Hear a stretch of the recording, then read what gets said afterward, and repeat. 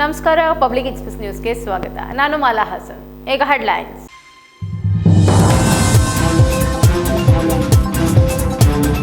Coffee ದೋಚಲು ಅಡ್ಡಿಯಾದ ಬೆಳೆಗಾರನ ಮೇಲೆ ಹಲ್ಲೆ ಪ್ರಕರಣ. 24 ಗಂಟೆಯಲ್ಲಿ ಕದಿಮರಿಗೆ ಕೆಡ್ಡ ತೋಡಿದ ಪೊಲೀಸರು. ಬೇಲೂರು ತಾಲೂಕಿನ ಅರೆಹಳ್ಳಿಯಲ್ಲಿ ಘಟನೆ.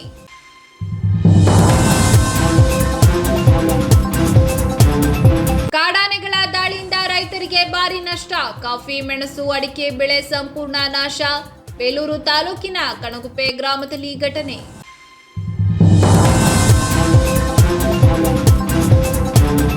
ಬೇಲೂರಿನಲ್ಲಿ 13ನೇ ವರ್ಷದ ಶ್ರೀ ವೀರಾಂಜನೇಯ ಸ್ವಾಮಿಯ ಜಯಂತಿ ಮಹೋತ್ಸವ.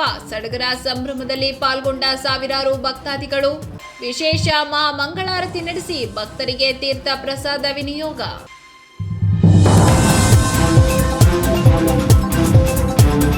ಕಾಫಿ ದೋಚಲು ಬಂದ ಕದಿಮರ ಗುಂಪು ಅಡ್ಡ ಬಂದ ಬೆಳೆಗಾರನ ಮೇಲೆ ಮಾರಣಾಂತಿಕ ಹಲ್ಲೆ ನಡೆಸಿದ ಆರೋಪಿಗಳನ್ನು 24 ಗಂಟೆಯೊಳಗೆ ಬಂಧಿಸುವಲ್ಲಿ ಪೊಲೀಸರು ಯಶಸ್ವಿಯಾಗಿದ್ದು ಸಾರ್ವಜನಿಕರಿಂದ ಭಾರಿ ಮೆಚ್ಚುಗೆ ವ್ಯಕ್ತವಾಗಿದೆ.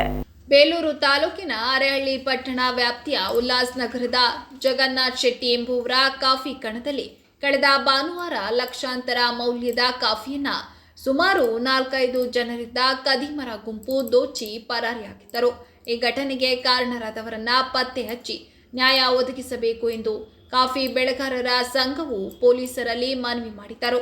ಇದಾದ ಬೆನ್ನಲ್ಲೇ ಕಳೆದ ಬುಧವಾರ ಮುಂಜಾನೆ ಸುಮಾರು 4:30 ವೇಳೆಯಲ್ಲಿ ಅದೇ ಕದಿಮರ ಗುಂಪು ಪುನಃ ಕಾಫಿ ದೋಚಲು ಯತ್ನಿಸಿದ್ದು, ಅಡ್ಡ ಬಂದ ಮಾಲೀಕರ ಮೇಲೆ ಬ್ಯಾಟ್ ಹಾಗೂ ಕಬ್ಬಿಣದ ರಾಡ್ ಬಳಸಿ ಮಾರಣಾಂತಿಕ ಹಲ್ಲೆ ನಡೆಸಿದ್ದಲ್ಲದೆ ಅಲ್ಲಿದ್ದ ಬಂದೂಕು ಹಾಗೂ ಕಾಫಿಯನ್ನ ದೋಚುವ ಮೂಲಕ ದುಷ್ಕೃತ್ಯ ಎಸಗಿದ್ದಾರೆ. ಘಟನೆ ವರದಿಯಾದ ಬೆನ್ನಲ್ಲೇ ಕಾಫಿ ಬೆಳೆಗಾರರ ಸಂಘ ಸೇರಿದಂತೆ ಗ್ರಾಮದ ಹಲವರು ಮುಖಂಡರು ಕೃತ್ಯವನ್ನ ಖಂಡಿಸಿ ತಪ್ಪಿತಸ್ಥರನ್ನ ಕೂಡಲೇ ಬಂಧಿಸಿ ಪಟ್ಟಣವನ್ನ ಸುಸ್ಥಿತಿಯಲ್ಲಿಡಲು ಪೊಲೀಸರು ಕಟ್ಟುನಿಟ್ಟಿನ ಕ್ರಮ ಕೈಗೊಳ್ಳಬೇಕು ಎಂದು ಒತ್ತಡ ಹೇರಿದ್ದರು. ಘಟನೆ ಸಂಬಂಧ ಸ್ಥಳಕ್ಕೆ ಜಿಲ್ಲಾ ಪೊಲೀಸ್ ವರಿಷ್ಠಾಧಿಕಾರಿ ಆಗಮಿಸಿ ಕದಿಮರ ಸುಳಿವು ಪತ್ತೆ ಹಚ್ಚಲು ವಿಶೇಷ ತನಿಖಾ ತಂಡ ರಚಿಸಿ ಆರೋಪಿಗಳಿಗಾಗಿ ಬಲೆ ಬೀಸಿದ್ದರು. ಇದಾದ 24 ಗಂಟೆಯೊಳಗೆ ಆರೋಪಿಗಳನ್ನ ಪತ್ತೆ ಹಚ್ಚುವಲ್ಲಿ ಪೊಲೀಸರು ಯಶಸ್ವಿಯಾದರು. ಪೊಲೀಸರು ವಶಪಡೆದ ಆರೋಪಿಗಳನ್ನ ಸುಮಾರು 20 ವರ್ಷಗಳ ಆಸುಪಾಸಿನ ಸ್ಥಳೀಯ ನಿವಾಸಿಗಳಾದ ಸೈಯದ್ ಮುಬಾರಕ್, ಶಹೀಬ್ ಅಹಮದ್, ಅಬ್ದುಲ್ ಅಜೀಜ್, ಸಾಗರ್, ಪ್ರಜ್ವಲ್ ಎಂದು ಗುರುತಿಸಲಾಗಿದ್ದು, ಕಾಫಿಯನ್ನ ಖರೀದಿ ಮಾಡಿದ ಆರೋಪಿ ಸುನಿಲ್ ಕುಮಾರ್ ಎಂದು ಗುರುತಿಸಲಾಗಿದೆ. ಸದ್ಯ ಇವರನ್ನ ಜೈಲಿಗಟ್ಟುವಲ್ಲಿ ಯಶಸ್ವಿಯಾದ ಪೊಲೀಸರ ಕಾರ್ಯಕ್ಕೆ ನಿಟ್ಟುಸಿರು ಬಿಟ್ಟ ಕಾಫಿ ಬೆಳೆಗಾರರ ಸಂಘ ಹಾಗೂ ಗ್ರಾಮಸ್ಥರು ಮೆಚ್ಚುಗೆ ವ್ಯಕ್ತಪಡಿಸಿದ್ದಾರೆ. ವಿಪರ್ಯಾಸವೆಂದರೆ ಇಂದು ಸ್ಥಳ ಮಹಜರ್ಗಾಗಿ ಆರೋಪಿಗಳನ್ನ ಘಟನಾ ಸ್ಥಳಕ್ಕೆ ಕರೆತಂದ ಕ್ಷಣ ಇಬ್ಬರನ್ನ ಕಂಡೊಡನೆ ಜಗನ್ನಾಥ್ ಶೆಟ್ಟಿಯವರ ಪತ್ನಿ ಅಳುತ್ತಾ ಚೀರಾಡುವ ದೃಶ್ಯ ಎಲ್ಲರನ್ನ ಮನಮುಟ್ಟುವಂತಿತ್ತು. ಕಾರಣ ಆರೋಪಿಗಳ ಸ್ಥಾನದಲ್ಲಿರುವ ಇಬ್ಬರು ದಿನನಿತ್ಯ ಕಾಣಿಸಿಕೊಳ್ಳುವ ಅದೇ ಬೀದಿಯವರಾಗಿದ್ದರು ಹಾಗೂ ಅವರೊಂದಿಗೆ ಉತ್ತಮ ಬಾಂಧವ್ಯದೊಂದಿಗೆ ಇದ್ದುದಲ್ಲದೆ ಉಂಡಮನಿಗೆ ದ್ರೋಹ ಎಸಗಿದ್ದಾರೆ ಎಂಬ ವೇದನೆಯನ್ನ ಹೊರಹಾಕುತ್ತಿದ್ದರು. ಈ ವೇಳೆ CPI Jagadish, PSI Suresh, SG Patil, police ಸಿಬ್ಬಂದಿಗಳಾದ ಸಂಶುದ್ದೀನ್, ಸುಪ್ರೀತ್, ಅವಿನಾಶ್, ನಂದೀಶ್, ಶಶಿಕುಮಾರ್, ಮಂಜುನಾಥ್, ಹೇಮಕಾಂತ್ ಸೇರಿದಂತೆ ಇತರರು ಹಾಜರಿದ್ದರು. ಮುಂಚೆ ಒಂದು 10 ದಿವಸ ಮುಂಚೆ 15 ದಿವಸ ಮುಂಚೆ ತೋಟ ಕೆಲಸಕ್ಕೆ ಈಗಲೂ ಬರ್ತಾ ಇತ್ತು. ಮುಂಚೆ ನಮ್ಮ ಹುಡುಗರೆ ನಾವು 24 ಗಂಟೆ ಅವ್ರ ಮುಖ ದಿನ ನೋಡ್ತಾ ಇದ್ವಿ, ದಿನ ಅವ್ರ ಹತ್ರನೇ ಮಾತಾಡ್ತಿದ್ವಿ. ಇಲ್ಲಿ ಅವ್ರಿಗೆ ಊಟ ತಿಂಡಿ ದುಡ್ಡು ಕುಡಿಯಕ್ಕೆ ಎಲ್ಲ ಕೊಟ್ಬಿಟ್ಟಿ ಅಣ್ಣ ನಿಂಗೆ ಗೊತ್ತಿಲ್ಲ ನಾನೇ ದುಡ್ಡು ಕೊಟ್ಟಿ ನಮ್ಮ ಮನೆಗೆ ಬಂದು ನಮ್ಮ ಮನೆಗೇನೆ ತಿಂದ ಮನೆಗೇನೆ ಕಣ್ಣ ಹಾಕಿದ್ರಲ್ಲ. ನನಗೆ ಅವರೆಲ್ಲ ಬಂದು ಮಜಾದಾದ್ಮೇಲೆ ಇಂಥವ್ರೇ ಅಂತ ಗೊತ್ತಾದ್ಮೇಲೆ ನನ್ನ ಹೊಟ್ಟೆಯಲ್ಲಿ ಊರಿ ಬೆಂಕಿ ಹಾಕಿದಂಗ ಆಗ್ತಾ ಇತ್ತು. ಆದ್ರೂ ನಾನು ಮೊನ್ನೆ ಸೋಮವಾರ ದಿವಸ ಬಂದು ಕಾಫಿ ಹೋಯ್ತು, ತುಂಬಾನೇ ಕಾಫಿ ಎಲ್ಲ ಹೋಯ್ತು. ಕಾಫಿ ಹೋದ್ರು ಹೋಗ್ಲಿ ಅಂತ ನಾನು ಬಿಟ್ಬಿಟ್ಟೆ. ಅದೇ ಬುಧವಾರ ದಿವಸ ಬಂದ್ಬಿಟ್ಟು ನಮ್ಮ ಮನೆಯವರಿಗೆ ತಲೆಗೆ ಹೊಡೆದು ಬಿಟ್ಟು ಸಾಯ್ಸಕ್ ಬಂದಿದ್ದಾರೆ. ನಮ್ಮ ಮನೆಯವ್ರಿಗೆ ಸಾಯ್ಸಕ್ಕೆ ಬಂದ್ಬಿಟ್ಟು.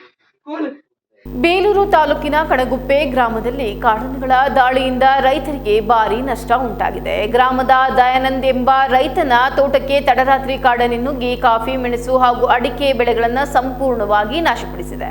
ಅನೇಕ ವರ್ಷಗಳಿಂದ ಪರಿಶ್ರಮದಿಂದ ಬೆಳೆಸಿದ್ದ ತೋಟ ಕ್ಷಣಾರ್ಧದಲ್ಲಿ ಧ್ವಂಸವಾಗಿದ್ದು ಲಕ್ಷಾಂತರ ರೂಪಾಯಿ ನಷ್ಟವಾಗಿದೆ ಎಂದು ರೈತ ದಯಾನಂದ್ ಕಣ್ಣೀರಿಟ್ಟಿದ್ದಾರೆ.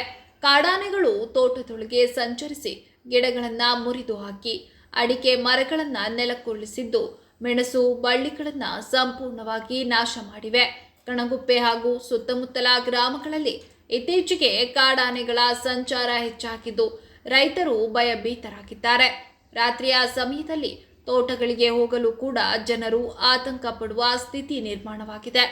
ಈ ಕುರಿತು ಸ್ಥಳೀಯರು ಅರಣ್ಯ ಇಲಾಖೆಯ ನಿರ್ಲಕ್ಷ್ಯದ ವಿರುದ್ಧ ಆಕ್ರೋಶ ವ್ಯಕ್ತಪಡಿಸಿದ್ದು ಕೂಡಲೇ ಅಧಿಕಾರಿಗಳು ಸ್ಥಳಕ್ಕೆ ಭೇಟಿ ನೀಡಿ ಪರಿಶೀಲನೆ ನಡೆಸಬೇಕು ಹಾಗೂ ಕಾಡಾನೆಯನ್ನ ಸುರಕ್ಷಿತವಾಗಿ ಸ್ಥಳಾಂತರಿಸಬೇಕು ಎಂದು ಒತ್ತಾಯಿಸಿದ್ದಾರೆ. ಜೊತೆಗೆ ನಷ್ಟಕ್ಕೊಳಗಾದ ರೈತರಿಗೆ ತಕ್ಷಣವೇ ಪರಿಹಾರ ನೀಡಬೇಕು ಎಂಬ ಬೇಡಿಕೆ ಸಹ ಕೇಳಿಬಂದಿದೆ. ಕಾಡಾನೆ ದಾಳಿಯಿಂದ ಜೀವಹಾನಿ ಸಂಭವಿಸುವ ಮೊದಲು ಅರಣ್ಯ ಇಲಾಖೆ ಎಚ್ಚೆತ್ತುಕೊಂಡು ಶಾಶ್ವತ ಪರಿಹಾರ ಕ್ರಮ ಕೈಗೊಳ್ಳಬೇಕಿದೆ ಎಂಬುದು ಗ್ರಾಮಸ್ಥರ ಒತ್ತಾಯವಾಗಿದೆ.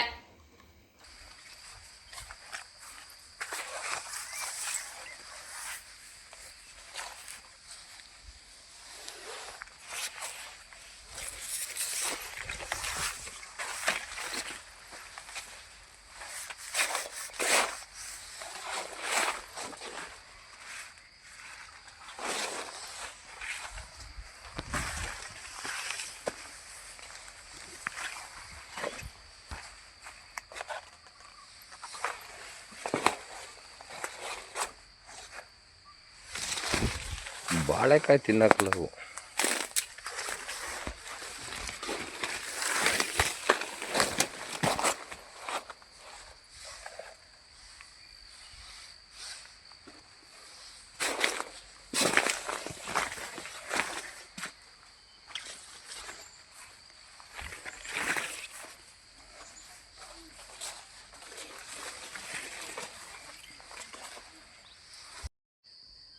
ನಮ್ಮ ತೋಟಕ್ಕೆ ಬಂದಿರಲಿಲ್ಲ. ಸರ್ವೆ ನಂಬರ್ 22 ದಯಾನಂದ್ ತೋಟ. ಆ ತೋಟಕ್ಕೆ ಆನೆ ನುಗ್ಗಿ ಹಾನಿ ಮಾಡಿದ್ದಾವೆ ನೋಡಿ.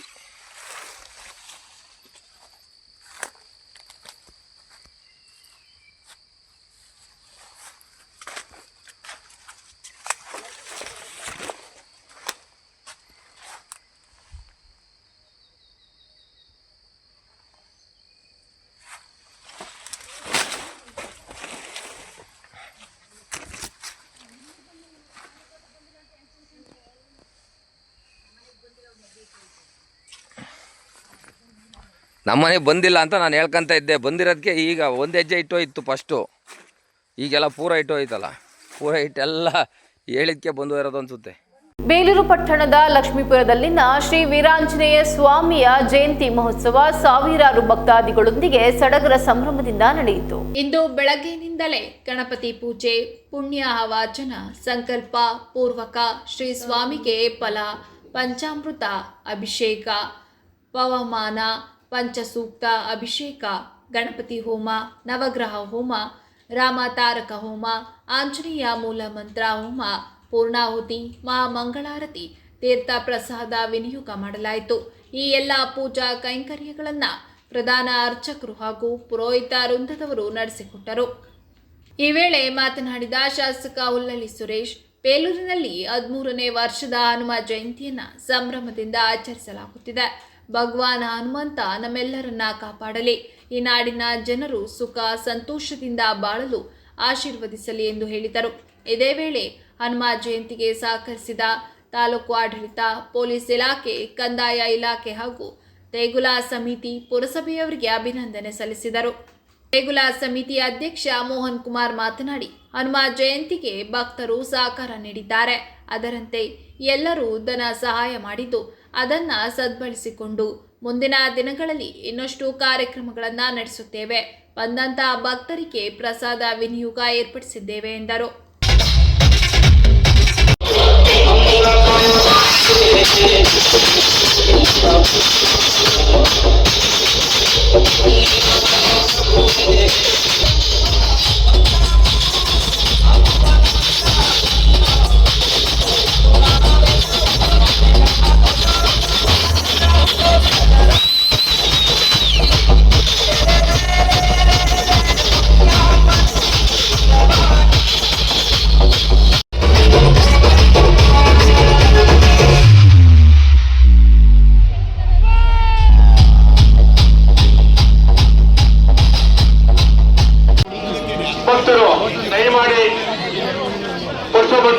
ಚಾಲನೆಯನ್ನು ನೀಡ್ತಕ್ಕಂಥವರು ಕುಂಬಳಕಾಯಿ ಹಾಗೂ ತೆಂಗಿನಕಾಯಿಯ ಫಲವನ್ನ ಪಡೆದು ಅದನ್ನ ಒಡೆಯುವುದರ ಮೂಲಕ ಚಾಲನೆಯನ್ನ ನೀಡಬಹುದಾಗಿದೆ. ಹಾಗಾಗಿ ಹರಾಜು ಪ್ರಕ್ರಿಯೆಯನ್ನ ಈಗ ಆರಂಭಿಸಲಾಗಿದೆ.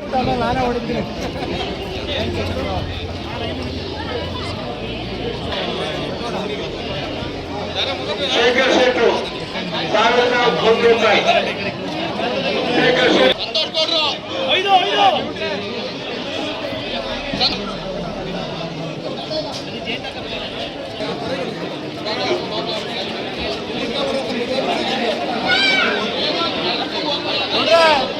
ಕೆಪಿಎಸ್ ಮ್ಯಾಗ್ನೆಟ್ ಶಾಲೆಯ ಹೆಸರಿನಲ್ಲಿ 40,000ಕ್ಕೂ ಹೆಚ್ಚು ಸರ್ಕಾರಿ ಶಾಲೆಗಳನ್ನು ಮುಚ್ಚುತ್ತಿರುವ ಹಿನ್ನೆಲೆ ಇಂದು ಹಾಸನ ಜಿಲ್ಲಾ ಎಐಡಿಎಸ್ಒ ವತಿಯಿಂದ ಪ್ರಥಮ ವಿದ್ಯಾರ್ಥಿ ಸಮ್ಮೇಳನ ಜರುಗಿತು. ನಗರದ ಕನ್ನಡ ಸಾಹಿತ್ಯ ಪರಿಷತ್ ಭವನದಲ್ಲಿ ನಡೆದ ಈ ಕಾರ್ಯಕ್ರಮದಲ್ಲಿ ಕನ್ನಡ ಸಾಹಿತ್ಯ ಪರಿಷತ್ ಅಧ್ಯಕ್ಷರಾದ ಮಲ್ಲೇಶ್ ಗೌಡ ಮಾತನಾಡಿ, ಸರ್ಕಾರ ಹೊಸ ಕೆಪಿಎಸ್ ಮ್ಯಾಗ್ನೆಟ್ ಶಾಲೆಗಳನ್ನು ತೆರೆದು ಹಾಲಿ ಇರುವ ಸರ್ಕಾರಿ ಶಾಲೆಗಳನ್ನು ಮುಚ್ಚುವುದನ್ನು ಸಂಪೂರ್ಣವಾಗಿ ವಿರೋಧಿಸುತ್ತೇನೆ ಎಂದರು. ಶಾಲೆ ಉಳಿಸಲು ಎಐಡಿಎಸ್ಒ ವಿದ್ಯಾರ್ಥಿ ಸಂಘಟನೆ ಮಾಡುತ್ತಿರುವ ಹೋರಾಟಕ್ಕೆ ಅಭಿನಂದನೆ ಸಲ್ಲಿಸಿದರು. ಕೆಪಿಎಸ್ ಮ್ಯಾಗ್ನೆಟ್ ಯೋಜನೆಯಡಿ ಸರ್ಕಾರಿ ಶಾಲೆಗಳನ್ನು ಮುಚ್ಚುವ ಯೋಜನೆ ಖಂಡಿಸಿ ಸರ್ಕಾರಿ ಶಾಲೆಗಳಿಗೆ ಹೆಚ್ಚು ಅನುದಾನ ಹಾಗೂ ಮೂಲ ಸೌಕರ್ಯ ಒದಗಿಸಲು ಸರ್ಕಾರ ಮುಂದಾಗಬೇಕು. ಆದರೆ ಬೇರೆ ಹೆಸರಿನಲ್ಲಿ ಸರ್ಕಾರಿ ಶಾಲೆಗಳನ್ನು ಮುಚ್ಚಲು ಹೊರಟಿದೆ. ಇಂದು ಸರ್ಕಾರಿ ಶಾಲೆ ಅಭಿವೃದ್ಧಿಪಡಿಸುವ ಮಾತುಗಳು ಕೇವಲ ಹಾಳೆಯ ಮೇಲಿದೆ. ಸರ್ಕಾರಿ ಶಾಲೆಗಳನ್ನು ಉಳಿಸಿಕೊಳ್ಳುವ ಮಹತ್ವದ ಜವಾಬ್ದಾರಿ ಎಲ್ಲ ಶಿಕ್ಷಣ ಪ್ರೇಮಿ ಜನತೆಯ ಹಾಗೂ ಪೋಷಕರ ಮೇಲಿದೆ ಎಂದು ಎಚ್ಚರಿಸಿದರು. ಸಮರ್ಥವಾದ ಚಿಂತನೆಗಳನ್ನು ಒಳಗೊಂಡು ಆಯೋಜಿಸಿದ್ದಾರೆ. ಶಿಕ್ಷಣ ಅನ್ನುವಂತಹದ್ದು ಜನಸಾಮಾನ್ಯರ ಹಕ್ಕು ಅನ್ನುವಂತಹದ್ದನ್ನು ಸರ್ಕಾರ ಕೂಡ ಪ್ರತಿಪಾದಿಸುತ್ತೆ, ಒಪ್ಕೊಂಡಿದ್ದೀವಿ ನಾವು. ಆದರೆ ಆ ಹಕ್ಕನ್ನು ಅನುಷ್ಠಾನ ಮಾಡುವಂತಹದ್ರಲ್ಲಿ ಸರ್ಕಾರಗಳು ಎಡುತ್ತಾ ಇರ್ತಕ್ಕಂತಹದ್ದನ್ನು ನಾವು ಅವತ್ತಿನಿಂದ ಗಮನಿಸ್ತಾ ಬರ್ತಾ ಇದ್ದೇವೆ. ಶಿಕ್ಷಣದ ನೀತಿಯಲ್ಲಿರ್ತಕ್ಕಂಥ ದ್ವಂದ್ವಗಳು ನಮ್ಮಿಂದ ದೂರ ಆಗಬೇಕು. ಸರ್ಕಾರ ಪ್ರಾಥಮಿಕ ಶಿಕ್ಷಣವನ್ನು ಉಚಿತ ಅಂಥೇಳಿ ಹೇಳಿದೆ. ಆದರೆ ಅದಕ್ಕೆ ತದ್ವಿರುದ್ಧವಾಗಿ ಇಡೀ ವ್ಯವಸ್ಥೆ ಖಾಸಗಿ ಶಿಕ್ಷಣದತ್ತ ಒಲಿದಿದೆ. ಪ್ರಾಥಮಿಕ ಶಿಕ್ಷಣದಲ್ಲಿ ಯಾವ ಶಿಕ್ಷಣವನ್ನು ಸರ್ಕಾರ ಉಚಿತವಾಗಿ ಕೊಡ್ತೀವಿ ಅಂತ ಹೇಳ್ತಿದ್ದಾರೋ ಆ ಶಿಕ್ಷಣಕ್ಕೆ ವ್ಯವಸ್ಥೆಯಲ್ಲಿ ಖಾಸಗಿ ಕಡೆ ಒಲಿದಿರುವಂತಹದ್ದನ್ನು ಕಾಣ್ತಿದ್ದೀವಿ. ಯಾವ ಶಿಕ್ಷಣವನ್ನು ಖಾಸಗೀಕರಣ ಮಾಡಬೇಕು, ಖಾಸಗಿಯ ಒಂದು ಪಾಲುದಾರಿಕೆಯಲ್ಲಿ ಮುನ್ನಡೆಸಬೇಕು ಅಂಥೇಳಿ ಸರ್ಕಾರ ಆಲೋಚನೆ ಮಾಡ್ತಾ ಇದೆಯೋ ಆ ಶಿಕ್ಷಣದಲ್ಲಿ ಸರ್ಕಾರಿ ಸಂಸ್ಥೆಗಳ ಕಡೆ ವಿದ್ಯಾರ್ಥಿ ಸಮುದಾಯ ವಾಲ್ತಾ ಇದೆ. ನೀವು ಇದನ್ನು ಭಾಳ ಗಂಭೀರವಾಗಿ ಗಮನಿಸಬೇಕು.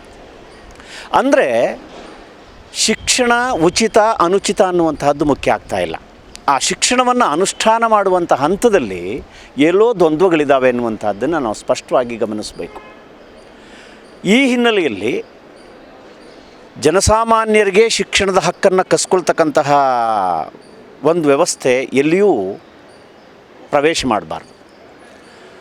ಒಂದು ಶಾಲೆಯಲ್ಲಿ ಈ ಶಾಲೆಯಲ್ಲೇ ನಾನು ಕಲಿತೀನಿ ಅಂತ ಒಬ್ಬ ವಿದ್ಯಾರ್ಥಿಯನ್ನು ಪೋಷಕರು ಅಥವಾ ವಿದ್ಯಾರ್ಥಿ ಪ್ರವೇಶ ಪಡ್ಕೊಂಡ್ರೆ ಅಥವಾ ಪ್ರವೇಶ ಮಾಡಿದರೆ ಆ ವಿದ್ಯಾರ್ಥಿಗೆ ಅಗತ್ಯ ಇರತಕ್ಕಂಥ ಶಿಕ್ಷಣವನ್ನು ಒದಗಿಸಿಕೊಡ್ತಕ್ಕಂಥದ್ದು ಸರ್ಕಾರದ ಜವಾಬ್ದಾರಿ. ಏಕೆಂದರೆ ಪ್ರಾಥಮಿಕ ಶಿಕ್ಷಣವನ್ನು ಉಚಿತ ಅಂತ ಹೇಳಿದ್ದೀರಿ ನೀವು. ಉಚಿತ ಅಂತ ಅಂದಮೇಲೆ ಅವರು ಬಯಸಿದ ಕಡೆ ಅವರಿಗೆ ಬಯಸಿದ ಶಿಕ್ಷಣ ದೊರೀಬೇಕು. ಸರ್ಕಾರಿ ಶಾಲೆಯಲ್ಲೇ ನಾನು ಓದ್ತೀನಿ ಅಂತೇಳಿ ಒಬ್ಬ ವಿದ್ಯಾರ್ಥಿ ಒಂದು ಶಾಲೆಗೆ ಸೇರಿದರೆ ಆ ವಿದ್ಯಾರ್ಥಿಗೆ ಯಾವ ವಂಚನೆಯೂ ಇಲ್ಲದೆ ಶಿಕ್ಷಣವನ್ನು ಕೊಡ್ತಕ್ಕಂಥ ಜವಾಬ್ದಾರಿ ಸರ್ಕಾರದ್ದು. ಈ ಸಂಗತಿಯ ಬಗ್ಗೆ ಸರ್ಕಾರ ಬದ್ಧವಾಗಿರಬೇಕು. ಅದ್ರ ಜೊತೆಗೆ ಸರ್ಕಾರಗಳ ದ್ವಂದ್ವಗಳು ಅನೇಕ ಇದ್ದಾವೆ. ರಾಜ್ಯ ಉಪಾಧ್ಯಕ್ಷರಾದ ಚಂದ್ರಕಲಾ ಮಾತನಾಡಿ, ದೇಶದ ಕಟ್ಟಕಡೆಯ ವಿದ್ಯಾರ್ಥಿಗೂ ಉನ್ನತ ಶಿಕ್ಷಣ ಸಿಗಬೇಕು ಎನ್ನುವ ನಿಟ್ಟಿನಲ್ಲಿ ಹಾಗೂ ಹಾಸನ ವಿಶ್ವವಿದ್ಯಾಲಯ ಕಡೆಗಣಿಸಿ ಮೂಲ ಸೌಕರ್ಯ ಒದಗಿಸದೆ ಅಸಡ್ಡೆ ತೋರುತ್ತಿರುವುದನ್ನು ಖಂಡಿಸಿ ಇಂದು ಸಮ್ಮೇಳನ ಹಮ್ಮಿಕೊಂಡಿದ್ದೇವೆ ಎಂದ ಅವರು, ರಾಜ್ಯದಲ್ಲಿ ಕೆಪಿಎಸ್ ಮ್ಯಾಗ್ನೆಟ್ ಹೆಸರಿನಲ್ಲಿ ಸರ್ಕಾರಿ ಶಾಲೆಗಳ ಮುಚ್ಚಲು ಮುಂದಾಗಿದ್ದು 40,000 ಸರ್ಕಾರಿ ಶಾಲೆಗಳನ್ನು ಮುಚ್ಚಲು ಮುಂದಾಗಿರುವುದು ಖಂಡನೀಯ ಎಂದರು. ಕೆಪಿಎಸ್ ಮ್ಯಾಗ್ನೆಟ್ ಶಾಲೆ ಅನ್ನೋ ಹೆಸರಲ್ಲಿ 6,000 ಗ್ರಾಮ ಪಂಚಾಯತಿಗೆ ಒಂದು ಶಾಲೆ ಅನ್ನೋ ಇದರಲ್ಲಿ 6,000 ಶಾಲೆಗಳನ್ನ ಓಪನ್ ಮಾಡ್ತಾ ಇದ್ದಾರೆ. ಅದಕ್ಕೆ 40,000 ಶಾಲೆಗಳನ್ನ ಮರ್ಜ್ ಮಾಡೋ ಹೆಸರಲ್ಲಿ ಮುಚ್ಚಾಕ ಕೊಟ್ಟಿದ್ದಾರೆ. ಇದು ನಾನು ನಿಮಗೆ ನನ್ನ ಹತ್ರ ಒಂದು ಸುತ್ತೋಲೆ ಇದೆ. ಈ ಸುತ್ತೋಲಿನ ಪ್ರೂಫು.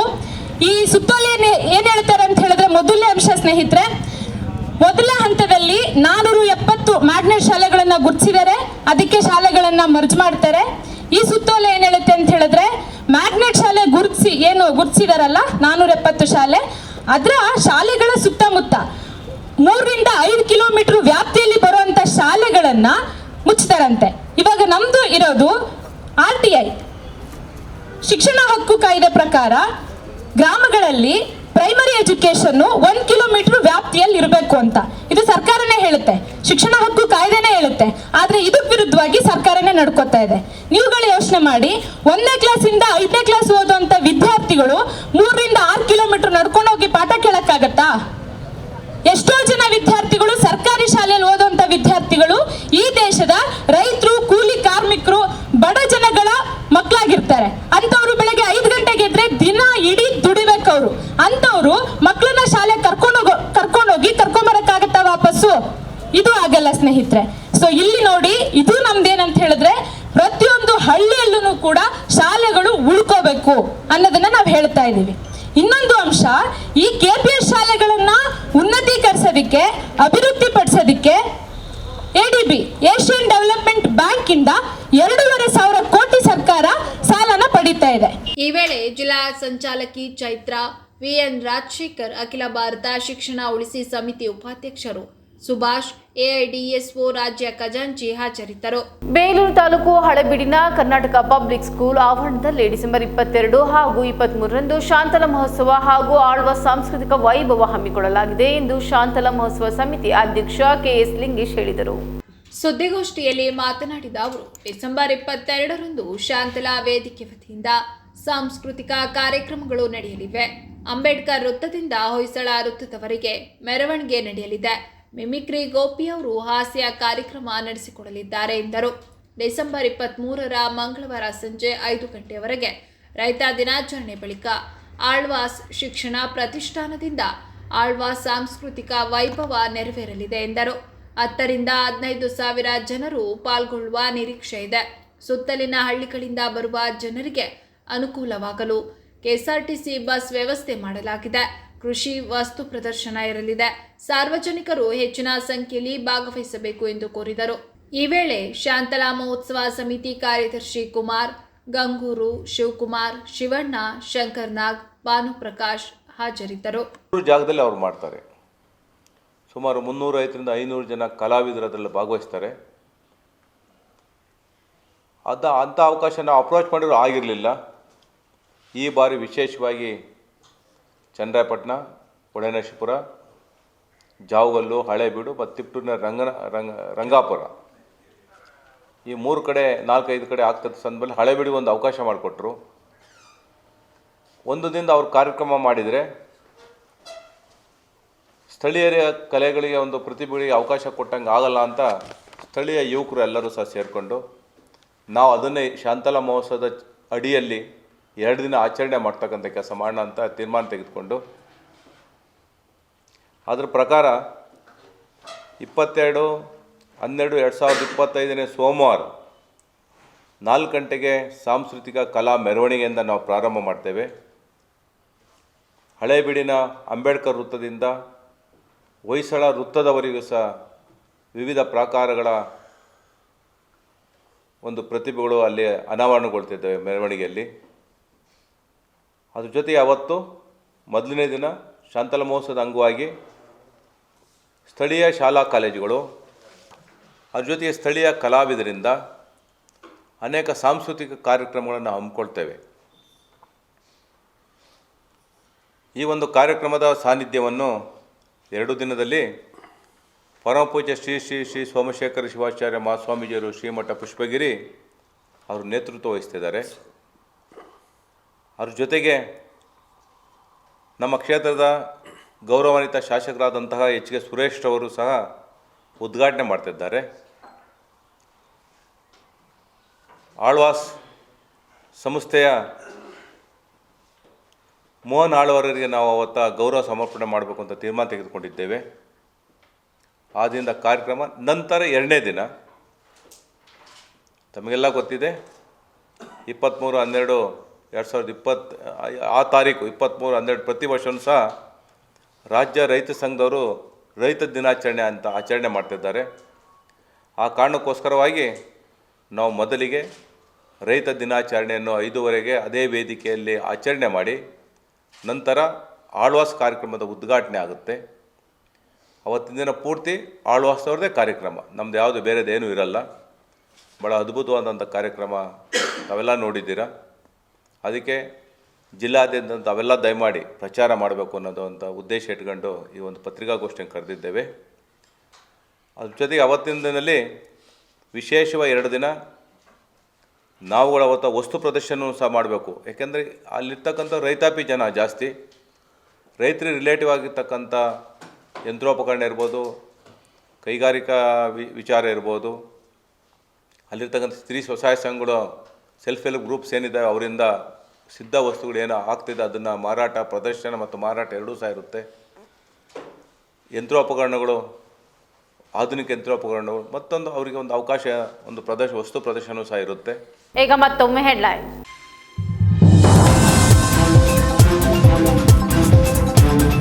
ಕಾಫಿ ದೋಚಲು ಅಡ್ಡಿಯಾದ ಬೆಳೆಗಾರನ ಮೇಲೆ ಹಲ್ಲೆ ಪ್ರಕರಣ. 24 ಗಂಟೆಯಲ್ಲಿ ಕದಿಮರಿಗೆ ಕೆಡ್ಡ ತೋಡಿದ ಪೊಲೀಸರು. ಬೇಲೂರು ತಾಲೂಕಿನ ಅರೆಹಳ್ಳಿಯಲ್ಲಿ ಘಟನೆ.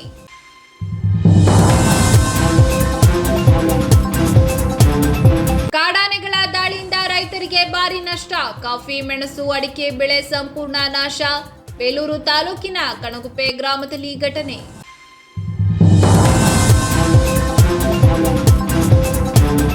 ಬೇಲೂರಿನಲ್ಲಿ 13ನೇ ವರ್ಷದ ಶ್ರೀ ವೀರಾಂಜನೇಯ ಸ್ವಾಮಿಯ ಜಯಂತಿ ಮಹೋತ್ಸವ. ಸಡಗರ ಸಂಭ್ರಮದಲ್ಲಿ ಪಾಲ್ಗೊಂಡ ಸಾವಿರಾರು ಭಕ್ತಾದಿಗಳು. ವಿಶೇಷ ಮಹಾಮಂಗಳಾರತಿ ನಡೆಸಿ ಭಕ್ತರಿಗೆ ತೀರ್ಥ ಪ್ರಸಾದ ವಿನಿಯೋಗ.